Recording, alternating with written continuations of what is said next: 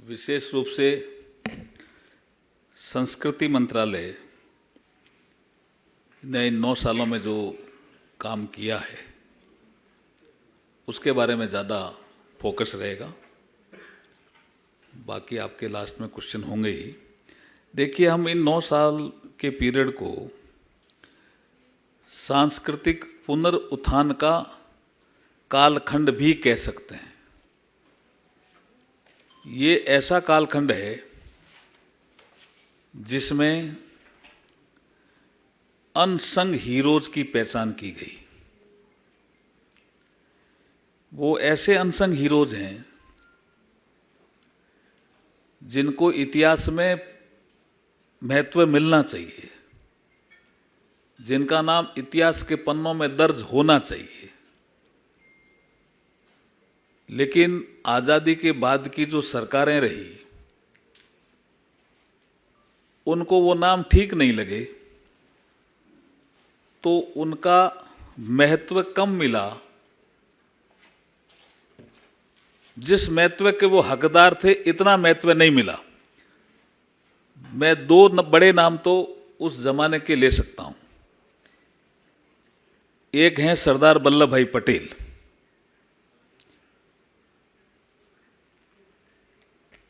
उनके साथ आप सबको पता है कि वो मान और सम्मान जो नहीं मिला।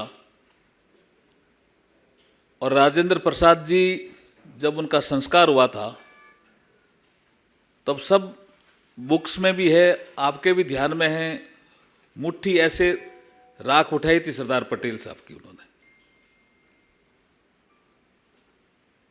कि ये राख एक दिन अमर होगी। और ये हुई। ये नरेंद्र मोदी जी के कालखंड में केवड़िया में, जिसको अब एकता नगर भी कहते हैं, 182 फीट ऊंची प्रतिमा बना करके नरेंद्र मोदी जी ने वो मान और सम्मान सरदार पटेल जी को दिया जिसके वो हकदार थे। दूसरा, बाबा साहब डॉक्टर भीमराव अंबेडकर, जिन्होंने हर तरह की अपनी योग्यता दिखाई। संविधान निर्माण से लेकर के कोई सब्जेक्ट नहीं छोड़ा जिस पे उनका कोई आर्टिकल नहीं आया हो, उनकी कोई बुक नहीं आई हो। मानव शास्त्री से लेकर के, समाज शास्त्री से लेकर के, राजनीति शास्त्र से लेकर के, पत्रकार से लेकर के, लेखक से लेकर के, फिर भी 6 दिसंबर 1956 को उनका परिनिर्वाण होता है और 90 में जाकर के भारत रत्न मिलता है। और तब मिलता है जब कांग्रेस की गवर्नमेंट नहीं होती है। यहां वीपी सिंह जी प्रधानमंत्री होते हैं और भारतीय जनता पार्टी बाहर से समर्थन देती है। पंचतीर्थ का विकास इस 9 सालों में हुआ। वो पंचतीर्थ जो बाबा साहब के जीवन से जुड़े हुए स्थान थे, जन्म स्थान मऊ, दीक्षा भूमि नागपुर, परिनिर्वाण भूमि 26 अलीपुर रोड दिल्ली, चैत्य भूमि मुंबई और शिक्षा भूमि लंदन, उसके वो हकदार थे। इन स्थानों का विकास होना चाहिए था। आज आप जाके देखेंगे 26 अलीपुर रोड पे तो बाबा साहब के जीवन से जुड़े हुए सारे तथ्य डिजिटल फॉर्म में एक म्यूजियम के रूप में, और कितनी जनता आती है आपको बताने की जरूरत नहीं है। लेकिन उस समय उनको लग रहा था कि क्यों बनाए। Unsung hero. अब मैं एक नाम आपके सामने लेता हूं, दुर्गा भाभी। दुर्गा भाभी को सम्मान नहीं मिलना चाहिए। आने वाले समय में 1931 को करीब 100 साल हो जाएंगे शहीद भगत सिंह जी को शहीद हुए। ये दुर्गा भाभी नाम उन्होंने दिया था। और ये क्या महिला का चरित्र है जी। उनके पिताजी जुडिशरी में काम करते थे और उन्होंने कहा कि मैं रिटायर हुआ हूं तो मैं कुछ पैसे देता हूं, मकान बना लेना। और वो मकान नहीं बनाती है। वो यहां आकर के, उसकी शादी वो होती तो कौशाम्बी के आसपास की है, पियर, शादी हो जाती है जम्मू में, और वो मकान नहीं बनाती है। वो इनकी सेवा में लग जाती है कि इनको तो फांसी की सजा हो गई, इनको कोई किराए का मकान नहीं दे रहा है, इनको कोई खाना नहीं खिला रहा है। तीनों हमारे भगत सिंह, राजगुरु और हमारे चंद्रशेखर जी, नहीं चंद्रशेखर का अलग विषय था, सुखदेव जी। चंद्रशेखर जी को तो बंदूक लेके दी उन्होंने, दुर्गा भाभी ने। ये आपकी जानकारी के लिए दे रहा हूं। देखिए, इतना बड़ा काम करने के बाद पिताजी पूछते हैं कि तुमने मकान बना लिया? कि मैं उस मकान की नींव रख रही हूं, जो भारत जब आजाद होगा तो बहुत बड़ा मेरा मकान बन जाएगा। भगत सिंह पूछते हैं, ये पैसा कहां से लाती हो? बोला मेरे पिताजी ने दिया है मकान का। तो मकान क्यों नहीं बना रही? बोला बना रही हूं ना। ये सारे नए कपड़े, भगत सिंह जी कहते मुझे तो फांसी होने वाली है। राजगुरु भी ये कहते थे, सुखदेव भी ये कहते थे फांसी होने वाली है, कपड़े नए क्यों ला रहे हो? लेकिन इतिहास के पन्नों में वो नाम नहीं है थी दुर्गा भाभी का, अनसंग हीरो रह गई वो। सारा पिताजी ने जो पैसा दिया, इन क्रांतिकारी जो अंग्रेजों से लड़ रहे थे देश की आजादी के लिए, उनकी सेवा में लगा दिया, खाने में, कपड़े में, किराए में, सब। क्या उनका नई पीढ़ी जाने नहीं कि क्या थी दुर्गा भाभी? तो हमने नेशनल स्कूल ऑफ ड्रामा से उनका एक ड्रामा बनाया और कई जगह दिखाए, यह है दुर्गा भाभी का चरित्र। और नई पीढ़ी ने देख करके कईयों के तो आंसू आ गए जब हमने देखा कि इस तरह के लोग इतने भावुक हुए कि यार हमें तो पता ही नहीं था दुर्गा भाभी का नाम। ये नरेंद्र मोदी जी नहीं आते, दुर्गा भाभी का चरित्र जनता के सामने नहीं आता। ये विशेष कालखंड है। हम देखिए, हर घर तिरंगा, ये जनता ने उठाया, लेकिन ये संस्कृति मंत्रालय उसका नोडल मिनिस्ट्री था। किसी ने कहा कि झंडे कहां से मिलेंगे, किसी ने कहा कि कोई लगाएगा कि नहीं लगाएगा। आपने देखा होगा, मैं अभी देखता हूं, गांव में जाता हूं तो झोंपड़ियों में आज भी लगे हुए झंडे। जनता ने किस तरह से लिया हर घर तिरंगा अभियान को। और जितने भी हमारे एएसआई के जो मॉन्यूमेंट्स थे, सब जगह इसकी शुरुआत हुई। नहीं तो मॉन्यूमेंट्स भी कई बार पता नहीं कौन सा मॉन्यूमेंट्स है, कितना महत्व का है, जनता को जानने को मिला कि ये मॉन्यूमेंट्स इतना इंपॉर्टेंट है, इसकी ये महत्वता है, कुंभलगढ़ यूं फेमस है। ये सब चीजें जो सांस्कृतिक पुनरुत्थान से जुड़ी हुई थी, ये इसी कालखंड में। और मात्र संयोग नहीं है कि श्री राम मंदिर का निर्माण भी इसी कालखंड में हो रहा है। काशी भव्य बनी, ये भी मात्र संयोग नहीं है। 354 अतिकर्मी थे वहां, कोई छोटा काम नहीं था। सबको पुनर्वास किया गया, कोई कोर्ट केस नहीं हुआ, जितना मुआवजा चाहिए दिया गया और काशी को भव्य बनाया गया। उज्जैन महाकाल लोक परियोजना, ये भी कोई छोटा काम नहीं था। और केदारनाथ पुनर्वास विकास परियोजना, ये भी कोई छोटा काम नहीं था। सोमनाथ मंदिर का पुनर्निर्माण, ये भी कोई छोटा नहीं था।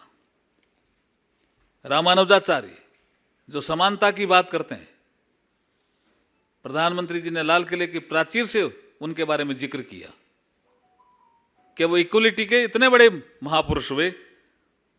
उनके लिए स्टैच्यू ऑफ इक्वलिटी, ये भी इसी कालखंड की देन है। सिख तीर्थ यात्रियों के लिए करतारपुर साहिब कॉरिडोर, देश आजाद हुआ तब से सिख समाज के लोग कह रहे थे कि गुरु नानक के दर्शन करने के लिए वहां जाना है करतारपुर साहिब, और कॉरिडोर नहीं था। ये प्रधानमंत्री मोदी जी के कालखंड में हुआ। गुरु गोविंद सिंह जी का 350वां प्रकाश पर्व और गुरु नानक देव जी का 550वां प्रकाश पर्व भी ऐतिहासिक रूप से मनाया गया। ये चार धाम,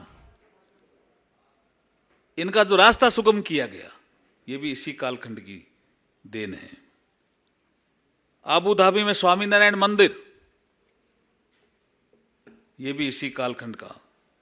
मैं जहां राजस्थान से आता हूं, मानगढ़ धाम और जलियांवाला बाग, जलियांवाला बाग का पुनर्निर्माण हुआ, प्रधानमंत्री जी ने खुद ने लोकार्पण किया।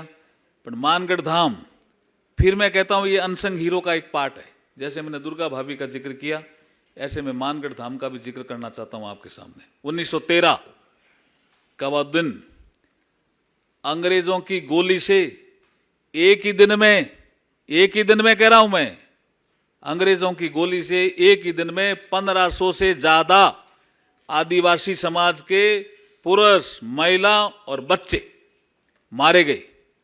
लेकिन कौन जानता है, इतिहास में इनका किसी ने दर्ज कर दिया कि ये भीलों का विद्रोह था? ये विद्रोह था, वो लड़े थे देश के लिए। क्या हम अंग्रेजों के इस कानून को नहीं मानेंगे? उसको विद्रोह करके कह दिया। प्रधानमंत्री नरेंद्र मोदी जी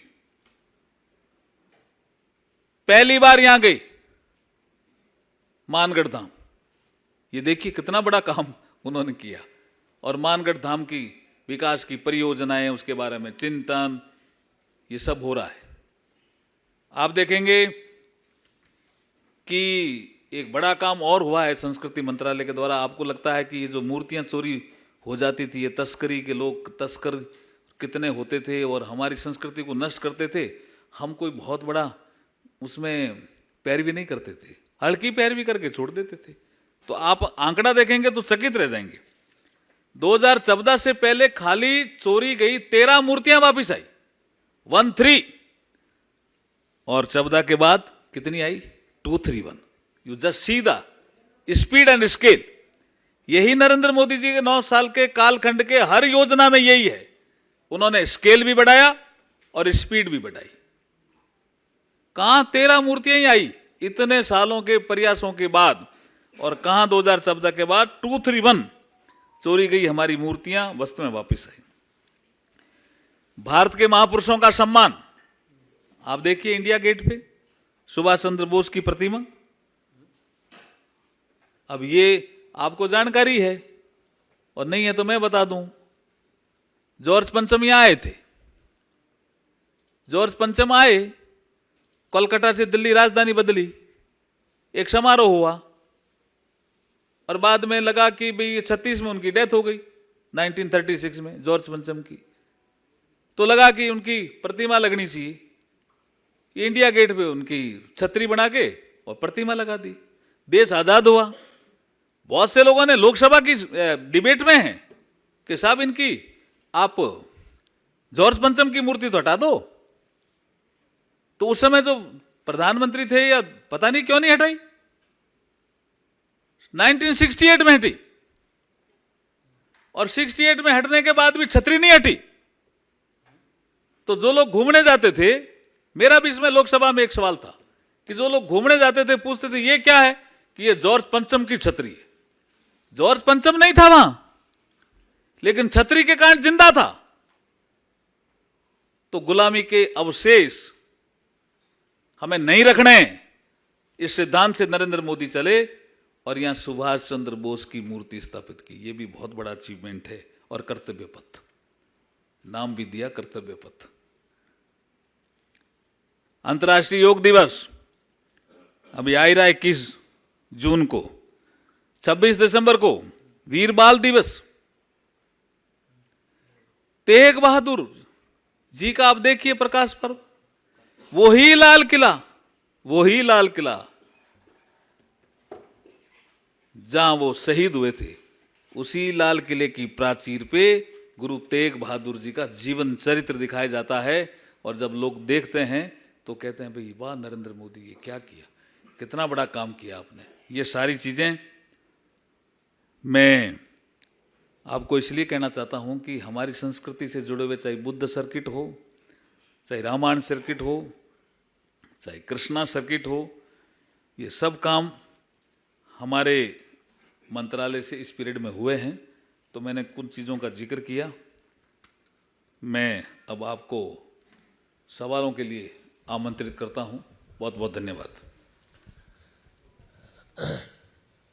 विनीत झा। सर, जिस तरह से सिंगोल को लेकर के कांग्रेस जो है वो लगातार आपत्ति करते हैं, कैसे देखते हैं सर? देखिए, सिंगोल, दो तरह की आपत्तियां कांग्रेस ने की, शायद आपने देखा होगा। पहले तो उन्होंने कहा कि ये कोई ऐसी घटना हुई नहीं थी 47 में। तो वो फिर हमने टाइम मैगजीन और सारी चीजें आपके सामने रखी तो पता चला कि घटना हुई थी। जवाहरलाल नेहरू जी भी पूजा में बैठे थे, ये सब चीजें थी। सिंगोल, उन्होंने कहा, लॉर्ड माउंटबेटन ने पूछा कि सत्ता हस्तांतरण का कोई सिंबल है क्या? तो वो जब ध्यान में आते आते राजा जी के थ्रू बात गई तो ये पता चला कि हमारे साउथ में, तो साउथ से नॉर्थ ये देश एक रहे, एकता रहे, इस तरह का एक कंसेप्ट के कारण ये विषय आया। और उस समय हुआ, सारे आपके मीडिया में आया भी है, सबने देखा भी है। अब तो साउथ में तो बहुत बड़ा जश्न भी, आदिनाम जो 22 हमारे जो लोग हैं उनके मनाया गया, हर जगह मनाया गया। लेकिन कांग्रेस ने कहा पहले तो हुआ ही नहीं, फिर वो चुप हो गए, हुआ। फिर उन्होंने इसको पता नहीं कहाँ लंदन में जाकर के हमारे राहुल गांधी जी ने क्या बोल दिया, कोरोनेशन। अरे यार ऐसे क्या, कर्तव्यनिष्ठ है ना, ये कर्तव्यनिष्ठ की भावना से हम काम करेंगे, ये इसका सिंबल है और भारतीय संस्कृति है, भारतीय पुरातन ज्ञान है, इसका क्यों विरोध कर रहे हो? हमारे समझ में नहीं आ रहा। फिर कहा ये क्या आप ब्राह्मणवाद को बढ़ावा दे रहे हो? तो ये भी किसी ने, कांग्रेस के नेता ने कहा। बाद में पता चला ये सारे के सारे नॉन ब्राह्मण है। तो इसका मतलब कांग्रेस बिना किसी तैयारी के नरेंद्र मोदी जी के अच्छे कामों की आलोचना करती है, उसी का ये भाग है। बाकी उन्होंने कोई तैयारी नहीं की इसमें।